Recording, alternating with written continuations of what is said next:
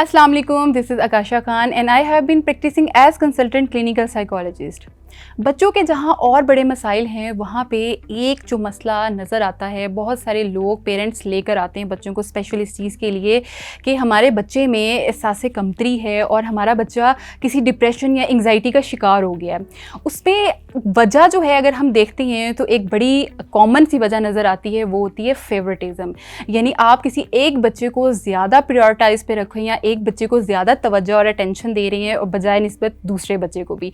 तो बहुत से बच्चे इस चीज़ को फील करते हैं और पेरेंट्स को इस चीज़ की खबर नहीं होती है, उनको समझ नहीं आ रही होती है कि बच्चे के साथ प्रॉब्लम क्या हो रही है। क्योंकि माँ बाप ने बच्चों के साथ तो इक्वली ही प्यार करना होता है, लेकिन कुछ औकात पे या कुछ जगहों पे ऐसा हो जाता है कि माँ बाप की कुछ प्रायोरिटी जो है किसी स्पेसिफिक बच्चे के लिए हो जाती है। अच्छा, अब इसकी अगर हम बात करें कि ये बच्चों की मेंटल हेल्थ पे किस तरीके से असरअंदाज होता है, तो सबसे पहले तो ये बच्चे को बहुत ज़्यादा इमोशनली डिस्टर्ब करता है। यानी उसके जो जज्बात होते हैं, यानी वो बहुत ज़्यादा अपने आप को एक अकेलापन महसूस करता है। उसको ऐसा लगता है कि शायद मेरे अंदर कोई कमी है, मेरे अंदर कोई मसला है जिसकी वजह से मेरे पेरेंट्स मुझसे प्यार नहीं कर रहे, मेरे छोटे या बड़े बहन भाई को ज़्यादा तरजीह देते हैं। तो वो एक इमोशनली जो आउटबर्स्ट होता है, यानी इमोशनली जो एक जज्बात होती हैं वो बहुत ज़्यादा एक्सट्रीम लेवल पे चले जाती हैं, जिससे वो अकेला अकेला भी अपने आप को महसूस करता है।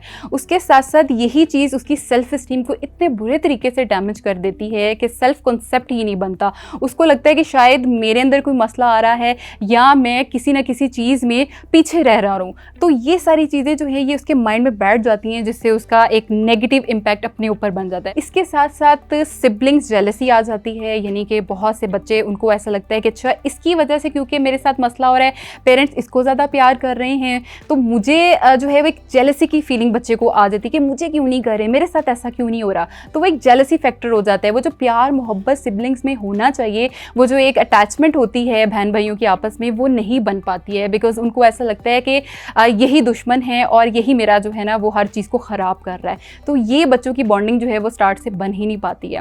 इसकी वजह से रिलेशनशिप डिस्टर्ब होते हैं। वो स्कूल में जाते हैं, वो बाहर जाते हैं या वो बड़े होते हैं जब, तो उनकी जो स्टेबिलिटी होती है रिलेशनशिप की वो कभी भी स्टेबल नहीं होती है। वो उनको लगता ही नहीं है कि हम किसी तरीके से स्टेबल होकर रिलेशनशिप को बिल्ड कर सकते हैं।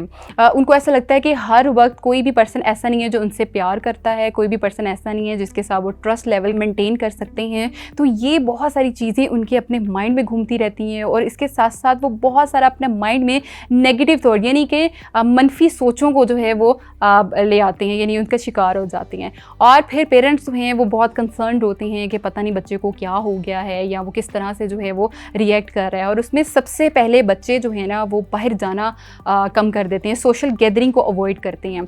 और चाइल्डहुड डिप्रेशन जिस तरह से हम बात करते हैं कि बड़ों में डिप्रेशन होता है, उस तरह से बच्चों में भी बहुत डिप्रेशन होता है। वो इस चीज़ को ज़्यादा फील करते हैं। वो डिप्रेशन का बड़ों का तो एक ज़रिया होता है कि उन्होंने एक्सप्रेस कर दिए अपने जो भी इलामात आ रही हैं, अकेले रहना या अपने आप को एक सैड मूड के साथ रखना या ये सारी एक्टिविटीज़ को छोड़ देना। लेकिन बच्चों में ये असरात जो हैं ये बहुत बुरे तरीके से होते हैं और ये बच्चों में असरात जो इतने क्लियर नज़र नहीं आते, बट पेरेंट्स को बहुत तरीके से इस चीज़ को प्रॉप करना पड़ता है कि बच्चों को कोई ना कोई चीज़ में मसला है। अब इसके लिए पेरेंट्स क्या करें, पेरेंट्स को क्या करना चाहिए? सबसे पहले तो पेरेंट्स को ये चाहिए कि उनके साथ थोड़ा सा क्वालिटी ऑफ टाइम ज़रूर स्पेंड करें।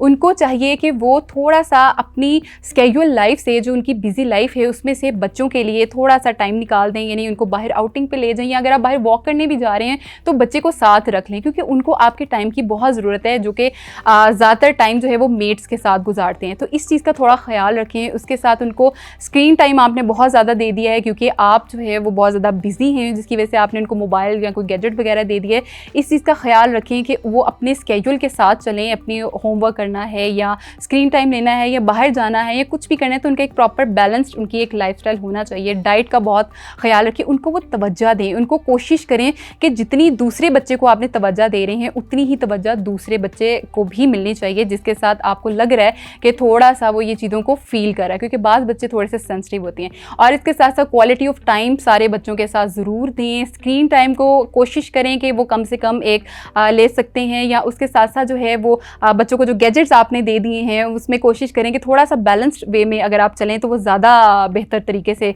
आप अपने बच्चे को कर सकती हैं। इसके अलावा अगर आपको लग रहा है कि बच्चे में कोई और मसले आ रहे हैं और आप उस चीज़ को हैंडल नहीं कर पा रहे हैं तो आप कोई प्रोफेशनल हेल्प को सीख कर सकते हैं। इसके अलावा अगर आपका कोई भी सवाल है तो आप कमेंट सेक्शन में हमसे पूछ सकते हैं, हम डेफिनेटली उसका जवाब देंगे। इसी के साथ मुझे दीजिए इजाज़त, नए सेशन में नए टॉपिक के साथ दोबारा हाजिर होंगी। तब तक के लिए अपना बहुत सा ख्याल रखिएगा। अल्लाह हाफ़िज़।